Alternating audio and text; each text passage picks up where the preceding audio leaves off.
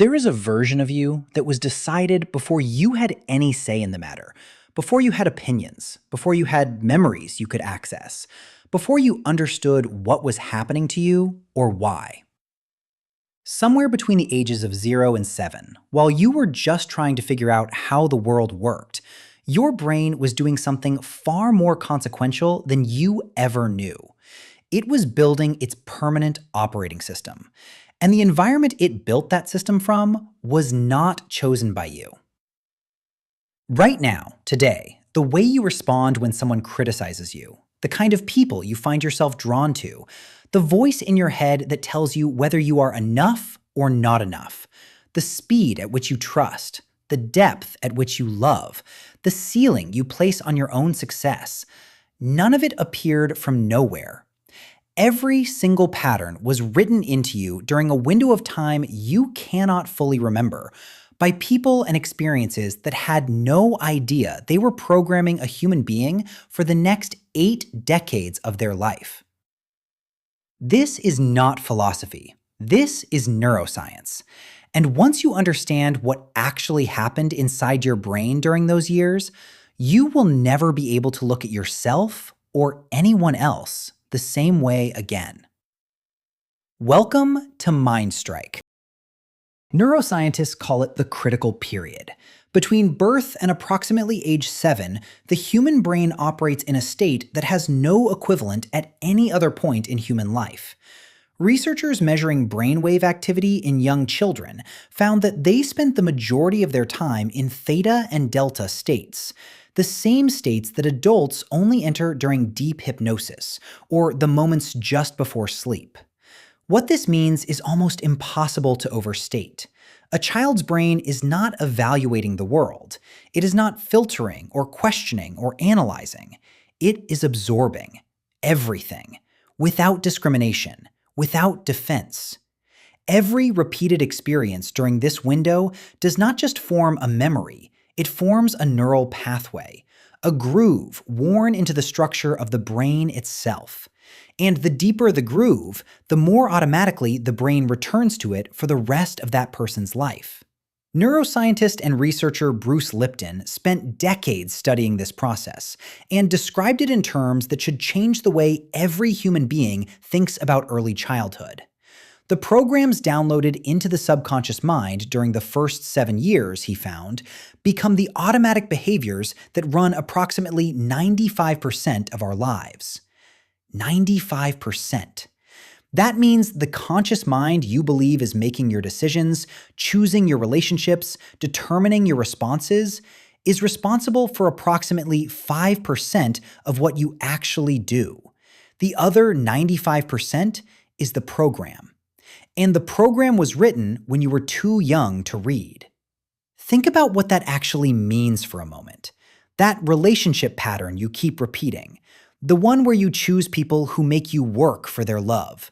The one where closeness makes you nervous and distance feels like safety. Or where you give everything and still feel invisible. That did not come from a decision you made as an adult. It came from what your developing nervous system concluded about love during the years when your brain was absorbing without question. If love in your earliest experience came with conditions, you are loved when you are good, you are loved when you achieve, you are loved when you don't cause trouble, your brain did not identify this as a problem. It identified it as the definition of love. And for the rest of your life, it has been searching for that exact definition in every person you get close to, because that is what its programming says love looks like. This is not weakness. This is not damage.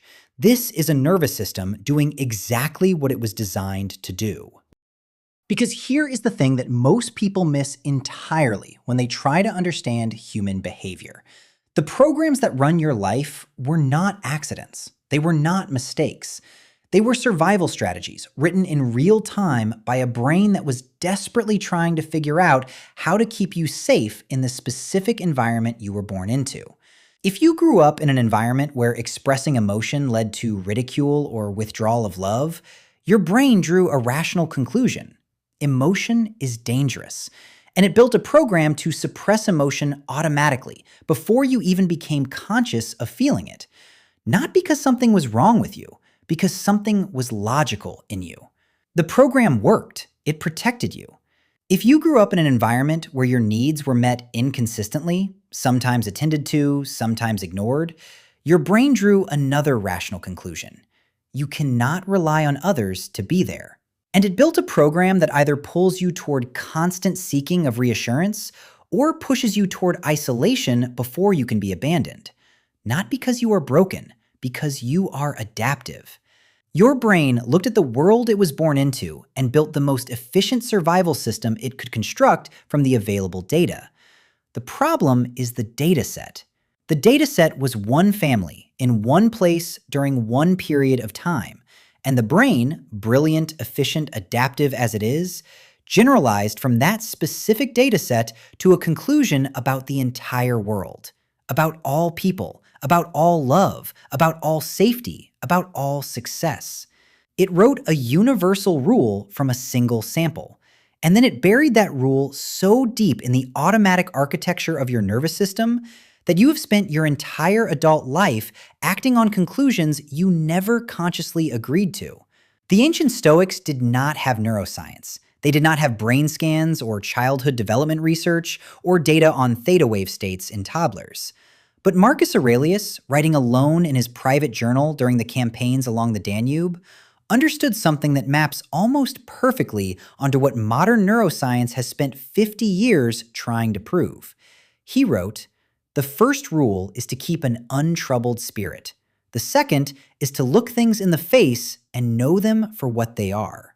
He was not talking about external circumstances. He was talking about the internal scripts, the stories running in the background, the automatic conclusions the mind returns to without being asked.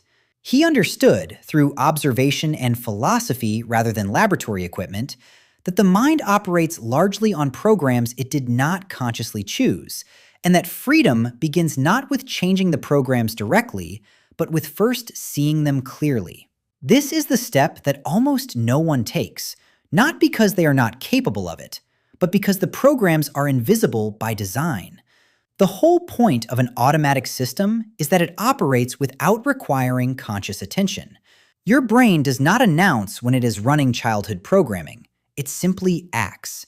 You feel the emotion, you make the choice, you react to the person, and somewhere in the background, 95% of what just happened was not you at all. It was the 7-year-old still running the show. So what does this actually look like? It looks like the person who has achieved everything they said they wanted and finds themselves unable to enjoy it, unconsciously introducing problems and conflicts and self-doubt at the exact moment things start going well. Because somewhere in their early programming, success was unsafe. Either it attracted criticism or it was taken away, or it meant expectations that felt crushing. And so the brain, loyal to its original code, finds ways to return to the level of struggle it was calibrated to survive. It looks like the person who cannot stay in a relationship once it becomes truly intimate, because intimacy in the original dataset was always followed by pain. And so the nervous system, doing its job, starts finding reasons to leave or reasons to push the other person away before the inevitable hurt arrives. It looks like the person who works themselves into exhaustion trying to prove their worth, because somewhere in the first 7 years, love was conditional on performance. And no matter how much they achieve, the feeling of being enough never arrives, because the program was not written to respond to achievement. It was written to keep working. It looks, if you are being honest right now, like something in your own life.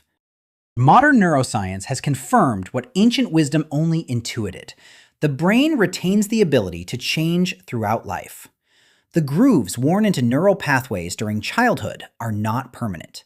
New experiences, new repetitions, new ways of responding can create new pathways.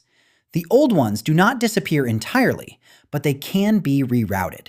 They can become less automatic, less dominant. The Stoics called this practice. Marcus Aurelius called it returning to the principles. Modern neuroscientists call it neuroplasticity. The mechanism is the same. The brain can be reprogrammed, but only after the existing program has been seen. And the seeing, that is where everything begins.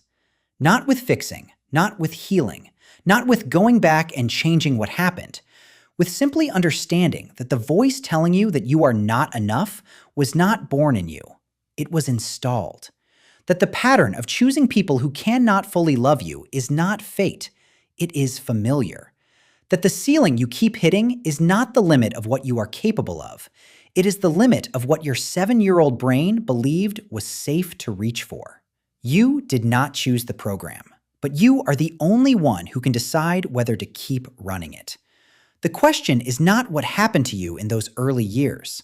The question is whether you are going to spend the rest of your life being governed by a system built by a child who was just trying to survive. Because you are not surviving anymore, and the program has not been updated since.